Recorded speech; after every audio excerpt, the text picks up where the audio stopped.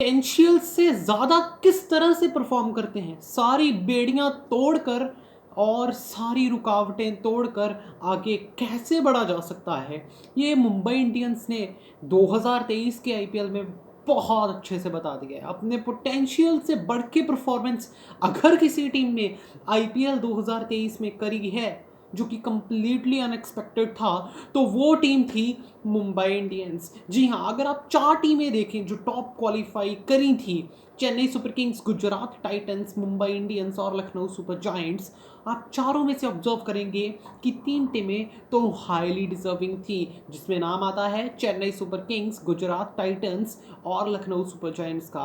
पर जब हम बात करते हैं मुंबई इंडियंस की, मुंबई इंडियंस में इतनी कमजोरियां नजर आ रही थी कि इस टीम का क्वालिफाई करना बहुत ही मुश्किल लग रहा था। हालांकि ये टीम 14 में से 8 मुकाबले जीतकर अपने अंतिम मुकाबले में डिसाइड कर पाई कि हम क्वालिफाई कर रहे हैं या नहीं कर रहे हैं, और गुजरात टाइटंस ने जो शिकस्त दिया आरसीबी को, उसके बल पे ये क्वालिफिकेशन में पहुंच गए। बट देखिए, आप क्वालिफाई करके एलिमिनेटर जीत गए और उसके बाद क्वालिफायर 2, जो कि आप गुजरात से हार गए थे, जहां पे शुभमन गिल का वो तूफानी शतक आया था, बहुत बढ़िया बल्लेबाजी करी थी, आग लगाई थी उन्होंने, और उसके बाद आपका सफ़र वहां ख़त्म हो गया था। देखिए, आप कितनी भी स्ट्रॉन्ग टीम हो या फिर कितने भी बढ़िया आपने प्रदर्शन किया हो, लेकिन अगर आप टूर्नामेंट से बाहर हो जाएं, ट्रॉफी तक नहीं गए, तो उसे हम एलिमिनेटेड या एविक्टेड ही काउंट किया जा सकता है। और अब आप अगले साल किन रीजन्स में स्ट्रांग हो सकते हैं, किन रीजन्स में काम कर सकते हैं, उस पर करते हैं आज बात। What can Mumbai Indians do to win the trophy next year. अगर हम मुंबई इंडियंस के स्क्वाड को देखकर एनालाइज करने की कोशिश करें, तो आप बड़े क्लियरली ये देख पा रहे हो कि मुंबई इंडियंस की जो बैटिंग है ना, उसमें कुछ भी चेंज की ज़रूरत नहीं है। हाँ, मुंबई इंडियंस का बैटिंग कोर बहुत स्ट्रॉन्ग नज़र आ रहा है, इट इज़ हाईली सॉलिड, बहुत अच्छा है। और इसमें अगर आप कोई बदलाव करते हो, तो that is not gonna be promising कि वो बहुत अच्छा होगा या फिर नहीं होगा, क्योंकि बहुत एक्सपर्ट्स का ये मानना है कि Mumbai Indians must have gone with Quinton de Kock if LSG release him, या फिर कोई सी ओवरसीज ओपनर की तरफ दिखना चाहिए जो रोहित शर्मा के साथ जोड़ी बनाए और ईशान किशन 1 डाउन या 2 डाउन हो जाए, क्योंकि मुंबई इंडियंस की ओपनिंग इतनी प्रॉमिसिंग नहीं रही है पिछले 2 सालों से।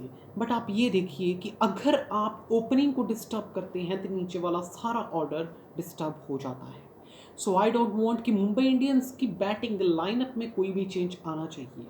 हालांकि मुंबई इंडियंस को नीचे बॉलिंग लाइनअप में काम करने की सख्त ज़रूरत है।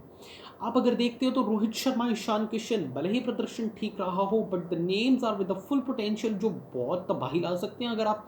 हाँ, ईशान किशन ने अच्छा प्रदर्शन किया है, अनडाउटेडली काफ़ी मैचेस उसने बहुत अच्छे खेले हैं। छोटी बट हाई स्ट्राइक रेट से पारियां ईशान किशन ने बिल्कुल खेली हैं। उसके बाद अगर हम बात करें number 3, undoubtedly Surya Kumar Yadav, Cameron green से बेहतर उस जगह के विकल्प आपको नहीं मिल सकते। भले आप कैमरन ग्रीन की बात कर लो या फिर सूर्य कुमार यादव की बात कर लो, 2 हाई क्लास के प्लेयर्स हैं, और इससे बढ़िया आपको प्लेयर्स नहीं मिल सकते हैं 3 या 4 नंबर पे। फिर आप क्विंटन डिकॉक, डेविड वार्नर, किसी को भी ले आओ, कोई भी ले आओ। हाँ, हैं बड़े अच्छे, बहुत अच्छे हैं, विराट कोहली है जैसे आरसीबी में, या फिर चेन्नई सुपर किंग्स में हम बात कर लेते हैं अजिंक्य रहाणे की या फिर मोइन अली की, हैं बहुत अच्छे हैं। बट लेकिन मुंबई इंडियंस के पॉइंट ऑफ व्यू से मैं बात करता हूँ कि अगर आपको कोई और, आप चाहते हो कि हम ऑप्शन से कुछ और ढूंढ के यहाँ पे एडजस्ट कर लें, तो आपको नहीं मिल सकता है, sorry, all the slots are filled. Suryakumar Yadav, Cameron Green, पहले 4 आपके शॉर्ट हो चुके हैं। नंबर 5 तो इनसे भी बढ़िया है, उसका नाम है तिलक वर्मा। भैया इतना कंसिस्टेंट प्लेयर है ना, बहुत कंसिस्टेंट है, और अभी तो बस शुरुआत है उसके करियर की। आगे आगे देखिए क्या करता है वो, ऋषभ पंत की तरह जाएगा। हालांकि ऋषभ पंत विकेट कीपर है, बट मेरे को लग रहा है कि उसका फ्यूचर भी same as Rishabh Pant replicate होगा। कमाल का बल्लेबाज है, फर्क ही नहीं पड़ता कैसी पिच है, एकाना की पिच है, वानखेड़े की पिच है, चेन्नई की पिच है, इसको बस रन बनाने हैं, ये रन बनाता है, और भैया बड़े अच्छे स्ट्राइक रेट से बनाता है। आपने देखा होगा कि इस साल भी जब जब ज़रूरत पड़ी है मुंबई इंडियंस को, जहाँ पे अर्ली विकेट्स गिर गए थे, वहाँ पे तिलक वर्मा ने कमाल किया है। और उसके बाद टिम डेविड द मॉन्स्टर। देखिए, टिम डेविड, एक तो मुकाबला था जिसमें राजस्थान के खिलाफ इन्होंने 3 छक्के लगा के जेसन होल्डर के खिलाफ मैच जिता दिया था, एक वो मुकाबला था। और एक दो बार और भी ज़रूरत पड़ी तो मुंबई इंडियंस को इन्होंने मैच जिताए हैं। बट द थिंग इज़ कि इतना कंसिस्टेंट प्रदर्शन नहीं रहा है टीम डेविड का। बट कंसिस्टेंट प्रदर्शन एक सीज़न अगर नहीं रहा है तो वी कांट एक्सपेक्ट वो अगले साल भी नहीं रहेगा। या फिर आपने 2022 देखा था, अंत में आके इनको खिलाया था और क्या इन्होंने आग लगाई थी भैया, आग लगा दी वाला वो डायलॉग निकल रहा था सबके मुंह से, और एक्सपर्ट्स भी यही कह रहे थे। टिम डेविड ने खुद अब बताया है कि मैं हूँ क्या। और 2023 में थोड़े वो गायब इसलिए रहे हैं क्योंकि ज़रूरत ही नहीं पड़ी भैया।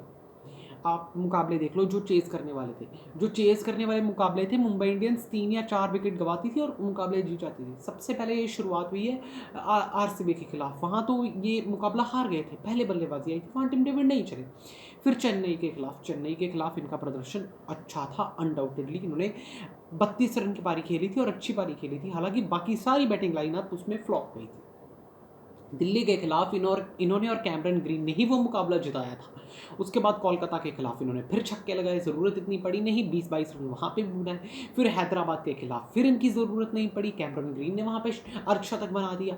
फिर पंजाब के खिलाफ जहाँ पे इनकी ज़रूरत थी, इन्होंने थोड़े छक्के लगाए, तीन तीन छक्के लगाए थे, आई कैन रिमेंबर उस मैच में। बट अर्शदीप सिंह का कमाल था वहाँ पे भी, ये फिर मुंबई इंडियंस हार गई उसके कारण। फिर गुजरात के खिलाफ ये फ्लॉप रहे, उसके बाद आया राजस्थान के खिलाफ इनका भवंडर रूप, उसमें लगाए उन्होंने भैया 45 रन 14 गेंदों में, कमाल की पारी थी और ये चलता रहा। उसके बाद ये अच्छा प्रदर्शन कर रहे थे, ठीक ठाक प्रदर्शन कर रहे थे। हाँ, जब ज़रूरत थी एलिमिनेटर के बाद वाले मुकाबले में क्वालिफायर 2 में, वहाँ ये नहीं चले, मैं एक्सेप्ट करता हूँ। बट मुंबई इंडियंस का बैटिंग लाइनअप बहुत स्ट्रॉन्ग है, ये बात माननी पड़ेगी। बात करते हैं बॉलिंग लाइनअप पे। बॉलिंग लाइनअप की अगर हम बात करते हैं, जब ऑक्शन हुई थी, जोफ्रा आर्चर उठाए थे, जसप्रीत बुमराह ऑलरेडी थे, लगा कि बहुत सॉलिड होगा 2023।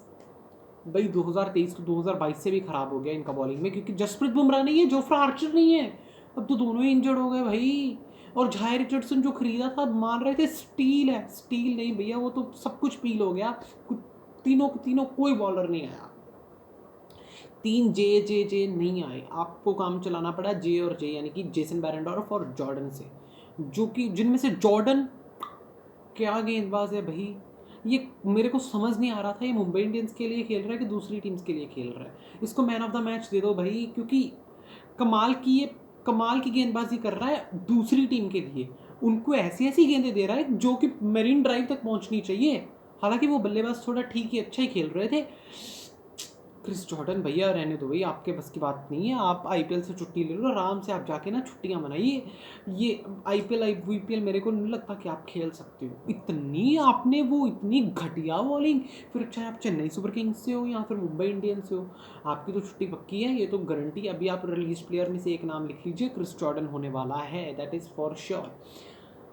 जेसन बैरेंडॉर्फ, ये नाम अच्छा था, ट्रेड किया था, और ट्रेड की हिस्ट्री रही है कि मुंबई इंडियंस जो प्लेयर्स को ट्रेड करती है वो अच्छा परफॉर्म करते हैं, इन्होंने भी अच्छा परफॉर्म किया है। फिर भी जहाँ पे ज़रूरत थी वहाँ पे इन्होंने अच्छा किया। राइली मेरेडिथ, अब ये नाम ना ठंडा गर्म सा है, कभी गर्म कभी ठंडा, ठीक ठाक सा। इनमें मुझे लॉकी फर्ग्यूसन की छवि दिखती थी, बट इतनी छवि है नहीं वो। Lockie Ferguson is some good player, बहुत क्लास का प्लेयर है, हालांकि वो उनका भी सीज़न अलग ही गुन गा रहा था इस साल। एक ही मुकाबला खेला, एक दो मुकाबले खेले, आई कांट से कुछ कह नहीं सकते कि ये बॉलिंग प्रॉमिसिंग है। Piyush Chawla, Akash Madhwal were outstanding throughout the year, कमाल किया है भाई, बहुत कमाल किया। पीयूष चावला से तो बिल्कुल एक्सपेक्टेशंस नहीं थी, और आकाश मधपाल ने तो शॉक किया है सभी को, क्योंकि एक नया यंगस्टर उभर के आ रहा है। अब बॉलिंग लाइनअप अगले साल जसप्रीत बुमराह आ जाएंगे, जसप्रीत बुमराह, जोफ्रा आर्चर मैं कहूँगा दोनों रखिए, रिलीज मत कीजिए। फिर Akash Madhwal, Piyush Chawla, you should look for an overseas spinner. Spin आपकी एक बार सॉलिड हो गई, सारा काम सॉर्ट हो जाएगा।